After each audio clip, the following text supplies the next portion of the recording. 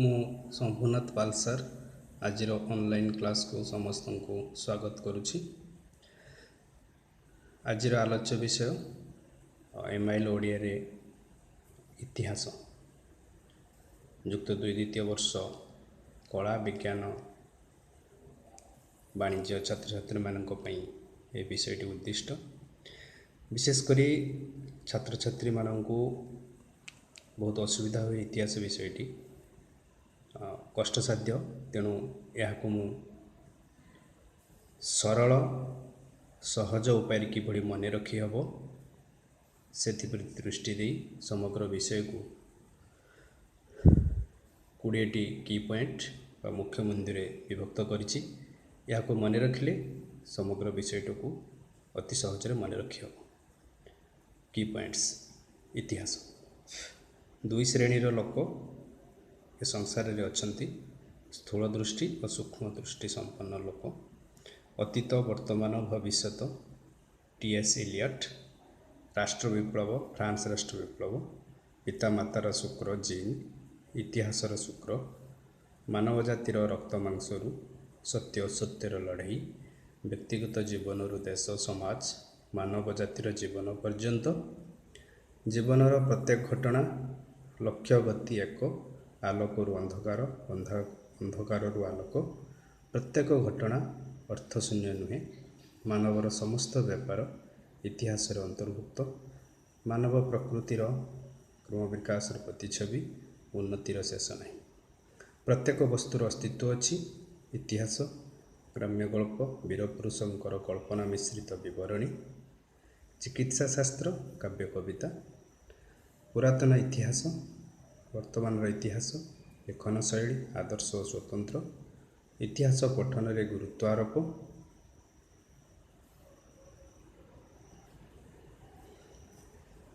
ଉପଦେଶ ଅପେକ୍ଷା ଦୃଷ୍ଟାନ୍ତ ଶିକ୍ଷା। ଅହଙ୍କାରୀର ପତନ, ବିଶ୍ୱାସଭାଜନ। ଧର୍ମର ଜୟ, ଅଧର୍ମର ପରାଜୟ। ସତ୍ୟର ଜୟ, ଅସତ୍ୟର ପରାଜୟ। ବର୍ତ୍ତମାନର ଭୋଗବସ୍ତୁର କର୍ତ୍ତା ଆମେ ନୁହେଁ। ସତ୍ୟ ଓ ସାରବସ୍ତୁର ବିନାଶ ନାହିଁ। ସମାଜ ମଙ୍ଗଳ ଆଡ଼କୁ ସର୍ବଦା ଧାବମାନ। ରୋମ୍ ଭାରତର ପତନ, ଆମେରିକା ଓ ଇଂଲଣ୍ଡର ଉତ୍ଥାନ। ବିଧାତା ଯୋଗ୍ୟତା ନ ଦେଖି ଅଧିକାର ଦିଅନ୍ତି ନାହିଁ। ସ୍ୱଦେଶ, ସ୍ୱଜାତି ପ୍ରୀତି, ଜାତୀୟତାବାଦ ପ୍ରତି ଅନୁରାଗ। ପ୍ରାଚୀନ ସମାଜର ପ୍ରଶଂସା କରିବୁ, ଅଥଚ ନିଜେ ଯେପରି ଅଛୁ ସେପରି ରହିବୁ। ଏହି 20ଟି ବିନ୍ଦୁ ବା କି ପଏଣ୍ଟସ୍କୁ ମନେ ରଖିବ। ତତ୍ପରେ ବିଷୟଟିକୁ ପଢ଼ିବ, ସହଜରେ ମନେ ରଖିବ। ଏହାପରେ ମୋ ଦ୍ୱାରା ପ୍ରସ୍ତୁତ ଇତିହାସର ନୋଟ୍ଟି ଏବେ ଆଲୋଚନା କରିବା। ଇତିହାସ ପ୍ରାବନ୍ଧିକ ବିଶ୍ୱନାଥ କର। ବରେଣ୍ୟ ସାହିତ୍ୟ ସାଧକ ପ୍ରାବନ୍ଧିକ ବାଗ୍ମୀ ବିଶ୍ୱନାଥ କର ଓଡ଼ିଆ ପ୍ରବନ୍ଧ ସାହିତ୍ୟରେ ଜଣେ ଯଶସ୍ୱୀ ସ୍ରଷ୍ଟା। 1864 ମସିହାରେ କଟକ ଜିଲ୍ଲାର ମାହାଙ୍ଗା ନିକଟସ୍ଥ ମୂଳବସନ୍ତ ଗ୍ରାମରେ ନିଜ ଜୀବନର ଶୁଭାରମ୍ଭ କରିଥିବା ଆଧୁନିକ ଓଡ଼ିଆ ପ୍ରବନ୍ଧ ସାହିତ୍ୟର ଭୀଷ୍ମଦେବ ସ୍ୱର୍ଗତଃ କରଙ୍କ ସାହିତ୍ୟ ଓ ଜୀବନ, ଅନନ୍ତ ପ୍ରେମ, ସ୍ୱାଧୀନ ଚିନ୍ତା, ବିବିଧ ପ୍ରବନ୍ଧ, ସାହିତ୍ୟ ଚର୍ଚ୍ଚା, ସାହିତ୍ୟ ମହାସ୍ରୋତ ଓ ଭାଷା ଚର୍ଚ୍ଚା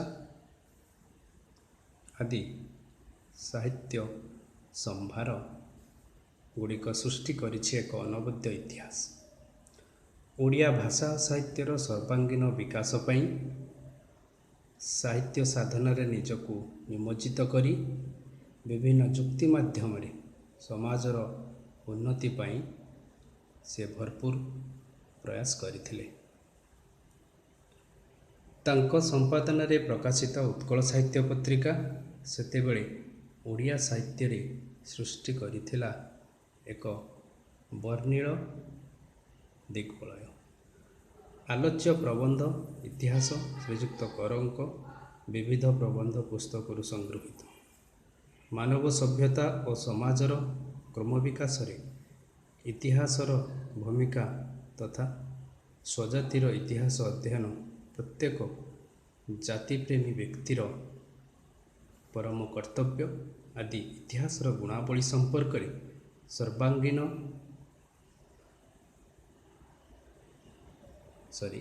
ସାବଳୀଳ ଭଙ୍ଗୀରେ ପୁଙ୍ଖାନୁପୁଙ୍ଖନ ଭାବେ ଇତିହାସ ପ୍ରବନ୍ଧରେ ଆଲୋକପାତ କରାଯାଇଅଛି।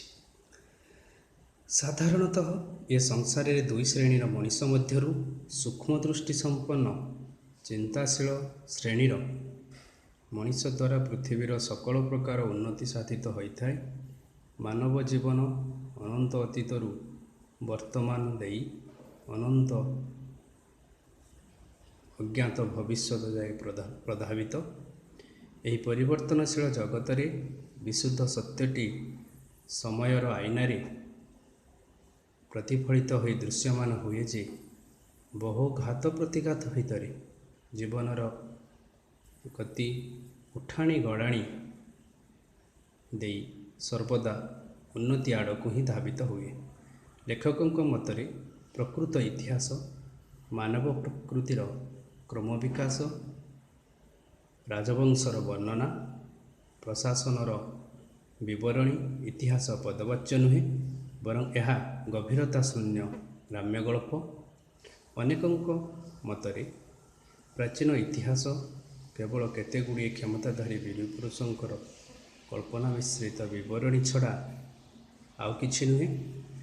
ଭିନ୍ନ ଦେଶରେ ଭିନ୍ନ ସମୟରେ ମନ୍ଦିର, ଗୃହ, ଖୋଦିତ ମୂର୍ତ୍ତି ଓ ଫଳକ ଆଦିରୁ ସେହି ଦେଶର ଐତିହାସିକ ତଥ୍ୟ ସଂଗ୍ରହ କରି ଇତିହାସ ନାମରେ ଏକ ଉପାଦେୟ ଗ୍ରନ୍ଥ ଆମ ସମ୍ମୁଖରେ ଉପସ୍ଥାପିତ କରିଛନ୍ତି, ଯାହା ଆଜିର ପ୍ରଚଳିତ ଇତିହାସ। ମାତ୍ର ଏବେର ଇତିହାସର ଲେଖନ ପ୍ରଣାଳୀ ସ୍ୱତନ୍ତ୍ର ଓ ଆଦର୍ଶର ନିକଟବର୍ତ୍ତୀ ହୋଇ ମାନବ ଜାତୀୟ ସମାଜର ଆଚାର ବ୍ୟବହାର, ଧର୍ମ, ଶିକ୍ଷା, ଶିଳ୍ପ, ବାଣିଜ୍ୟ, ସାହିତ୍ୟ, ବିଜ୍ଞାନ ଆଦି ସମସ୍ତ ପ୍ରକାର ପ୍ରୟୋଜନୀୟ ବିଷୟର ସମାବେଶ ଘଟିଥାଏ, ଯାହାଦ୍ୱାରା ମାନବ ସମାଜର ଚରମ ଉନ୍ନତି ସାଧିତ ହେଉଛି। ବାସ୍ତବରେ ଇତିହାସ ହେଉଛି ମାନବ ସଭ୍ୟତାର ଇତିବୃତ୍ତି, ଅତୀତର ଉପାଦେୟ ଘଟଣାର ସମଷ୍ଟି। ବର୍ତ୍ତମାନ ସହିତ ଅତୀତର ସମ୍ପର୍କକୁ ବିସ୍ମୃତ ହୋଇ ଇତିହାସ ପଠନ ଅତ୍ୟନ୍ତ ହାସ୍ୟାସ୍ପଦ ଏବଂ ଏକ ବିଡ଼ମ୍ବନା ମାତ୍ର। ସିଏ ଯାହା ହେଉନା କାହିଁକି, ଇତିହାସ ହେଉଛି ଦୃଷ୍ଟାନ୍ତର ଗନ୍ତାଘର। ସମସ୍ତ ବ୍ୟକ୍ତି ବା ଜାତିର ଉତ୍ଥାନ ଓ ପତନର ମୂକସାକ୍ଷୀ ଭାବରେ ଇତିହାସ ଆମକୁ ସର୍ବଦା ଆଦର୍ଶବାଦୀ ହେବା ପାଇଁ ପ୍ରେରଣା ଯୋଗାଇଥାଏ। ଇତିହାସ ଦୃଢ଼କଣ୍ଠରେ ସ୍ୱୀକାର କରେ ଯେ ସର୍ବଦା ସତ୍ୟର ଜୟ, ମଙ୍ଗଳର ଜୟ, ପୁଣ୍ୟର ଜୟ ଆଉ ଅସତ୍ୟର ପରାଜୟ, ଅମଙ୍ଗଳର ପରାଜୟ, ପାପର ପରାଜୟ। ଇତିହାସର ଅନ୍ୟ ଏକ ବିଶେଷତ୍ୱ ଏହିକି ଯେ ଆମେ ଏବେ ଯାହା ଭୋଗ କରୁଛୁ ତାହାର କର୍ତ୍ତା ଆମେ ନୁହେଁ, ବରଂ କେଉଁ ଅତୀତର ମାନବ ସମାଜର ପ୍ରତ୍ୟେକ ପ୍ରୟୋଜନୀୟ ବସ୍ତୁ ଲାଭ କରିବା ପାଇଁ ମହାପୁରୁଷମାନେ କେତେ କଷ୍ଟ ଯାତନା ସହ୍ୟ କରିଛନ୍ତି, ଯାହାର ଫଳ ଆଜି ଆମର ପ୍ରାପ୍ୟ। ଅପରପକ୍ଷରେ ଇତିହାସର ସର୍ବଶ୍ରେଷ୍ଠ ଶିକ୍ଷା ହେଉଛି ସତ୍ୟ ଓ ସାରବସ୍ତୁ, ଯାହା ତାହାର ବିନାଶ ନାହିଁ। ସମାଜର ଉନ୍ନତିର ଅବିରାମ ପଥରେ ଯୋଗ୍ୟ ବ୍ୟକ୍ତି ବା ଜାତିର ଉତ୍ଥାନ ଓ ଅଯୋଗ୍ୟର ପତନ ହୋଇଥାଏ। ଏହାଛଡ଼ା କାଳର କରାଳ ଗତିରେ ଯୋଗ୍ୟ ବ୍ୟକ୍ତି ବା ଜାତି ନିଜର ଯୋଗ୍ୟତାକୁ ପିଢ଼ି ପରେ ପିଢ଼ି ବଜାଇ ନ ରଖିଲେ ତାର ଗତି ରସାତଳଗାମୀ ହୋଇଥାଏ। ଯଥାର୍ଥରେ ଗତିହୀନ ଅନୁଦାର ଜାତି କଦାପି ସଭ୍ୟତାର ଉଚ୍ଚତର ସୋପାନରେ ଆରୋହଣ କରି ନପାରେ। ପ୍ରତ୍ୟେକ ଜାତିର ଇତିହାସରୁ ଏହା ସ୍ପଷ୍ଟ ବାରି ହୁଏ।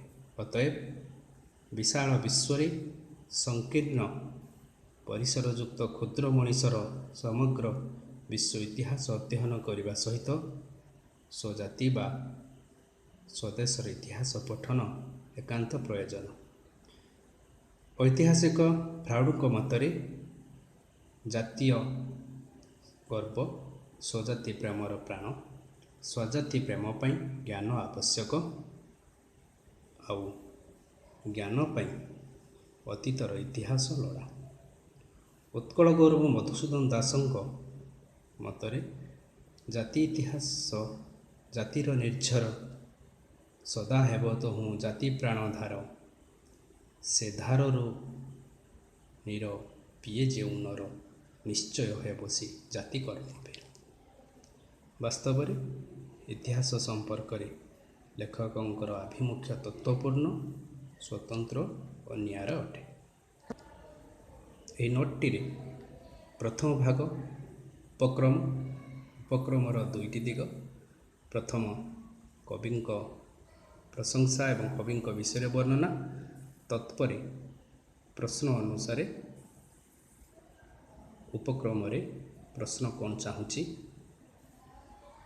ତା'ର ଉତ୍ତର ଉପକ୍ରମର ଦ୍ୱିତୀୟ ପର୍ବରେ ଉଲ୍ଲେଖ କରାଯିବ। ତତ୍ପରେ ପ୍ରଶ୍ନର ଉତ୍ତର ଲେଖାଯିବ। ଦ୍ୱିତୀୟ ଭାଗ ତୃତୀୟ ବା ଶେଷରେ କନକ୍ଲୁଜନ୍, ଯେଉଁଟାକୁ ଉପସଂହାର କୁହାଯାଏ, ଯେମିତି ଭାବରେ ମୁଁ ଦେଇଛି। ବାସ୍ତବରେ ଇତିହାସ ସମ୍ପର୍କରେ ଲେଖକଙ୍କର ଆଭିମୁଖ୍ୟ ତତ୍ତ୍ୱପୂର୍ଣ୍ଣ, ସ୍ୱତନ୍ତ୍ର, ନିଆରା ଅଟେ। ଏହା ପ୍ରତ୍ୟେକ ଲଙ୍ଗ୍ କ୍ୱେଶ୍ଚିନ୍ରେ ଲେଖିବା ଆବଶ୍ୟକ। ଏହି ନୋଟ୍ଟି ତୁମେମାନେ ଶିଖିଲେ ଯେକୌଣସି ପ୍ରଶ୍ନ ଆସିଲେ ଇତିହାସ ଉପରେ ଲଙ୍ଗ୍ ଟାଇପ୍ ନିଶ୍ଚୟ ଯାହା କିଛି ଲେଖିଲେ ନିଶ୍ଚୟ ଏହା ଚଳିବ। ଏତିକି ମନେ ରଖିବାକୁ ହେବ, ଉପକ୍ରମ ସମାନ ରହିବ। କେବଳ ପ୍ରଶ୍ନ ଅନୁସାରେ ଉପକ୍ରମ ଦ୍ୱିତୀୟ ପର୍ବରେ ଯେମିତି ମୁଁ ଲେଖିଛି, ଆଲୋଚ୍ୟ ପ୍ରବନ୍ଧ ଇତିହାସ ଶ୍ରୀଯୁକ୍ତ ବିବିଧ ପ୍ରବନ୍ଧ ପୁସ୍ତକରୁ ସଂଗୃହୀତ। ମାନବ ସଭ୍ୟତା ଓ ସମାଜର କ୍ରମ ବିକାଶରେ ଇତିହାସର ଭୂମିକା ତଥା ସ୍ୱଜାତିର ଇତିହାସ ଅଧ୍ୟୟନ ପ୍ରତ୍ୟେକ ଜାତି ପ୍ରେମୀ ବ୍ୟକ୍ତିର ପରମ କର୍ତ୍ତବ୍ୟ ଆଦି ଇତିହାସର ଗୁଣାବଳୀ ସମ୍ପର୍କରେ ସାବଳୀଳ ଭଙ୍ଗୀରେ ପୁଙ୍ଖାନୁପୁଙ୍ଖନ ଭାବେ ଇତିହାସ ପ୍ରବନ୍ଧରେ ଆଲୋକପାତ କରାଇଛି। ଏଇଟା ପ୍ରଶ୍ନ ଅନୁସାରେ ତୁମକୁ ଉଲ୍ଲେଖ କରିବାକୁ ପଡ଼ିବ। ଏହା ଲେଖିଲେ ଚଳିବ, କିନ୍ତୁ ଯଦି ଟିକେ ଅଲଗା ଆସେ ଏଇଟା ଟିକେ ବୁଦ୍ଧିମତାର ପରିଚୟ ଦେଇ ସେଠି ଉଲ୍ଲେଖ କର। ତତ୍ପରେ ଯେଉଁ ବିଷୟବସ୍ତୁ ବର୍ଣ୍ଣନା, ସାଧାରଣତଃ ଏ ସଂସାରରେ ଦୁଇ ଶ୍ରେଣୀର ମଣିଷ ମଧ୍ୟରୁ ସୂକ୍ଷ୍ମ ଦୃଷ୍ଟି ସମ୍ପନ୍ନ ଚିନ୍ତାଶୀଳ ଶ୍ରେଣୀର ମଣିଷ ଦ୍ୱାରା ପୃଥିବୀର ସକଳ ପ୍ରକାର ଉନ୍ନତି ସାଧିତ ହୋଇଥାଏ। ଏଇଠାରୁ ଆରମ୍ଭ କରି ଯେଉଁ ମଧୁସୂଦନ ଦାସଙ୍କର ଯେଉଁ କବିତାର ଏକ ପଂକ୍ତିଟି ଯେଉଁ ଲେଖାଯାଇଛି, ଜାତି ଇତିହାସ ଜାତିର ନିର୍ଝର, ସଦା ହେବ ତହୁଁ ଜାତି ପ୍ରାଣ ଧାର। ସେ ଧାରରୁ ନୀର ପିଏ ଯେଉଁ ନର, ନିଶ୍ଚୟ ହେବ ସେ ଜାତି କର୍ମବୀର। ଏହି ପର୍ଯ୍ୟନ୍ତ ତୁମେ ଲେଖିବ। ଯେକୌଣସି ପ୍ରଶ୍ନର ଉତ୍ତର ଲେଖିଲେ ଚଳିବ ଏବଂ ଶେଷରେ କନକ୍ଲୁଜନ୍ ଦେବ। ଆଶା କରେ ଶିଖିଦେବ। ନେକ୍ସଟ ଅନଲାଇନ୍ କ୍ଲାସ୍ରେ ଏହି ଇତିହାସର ସଂକ୍ଷିପ୍ତ ପ୍ରଶ୍ନୋତ୍ତର ମୁଁ ଆଲୋଚନା କରିବି। ଧନ୍ୟବାଦ।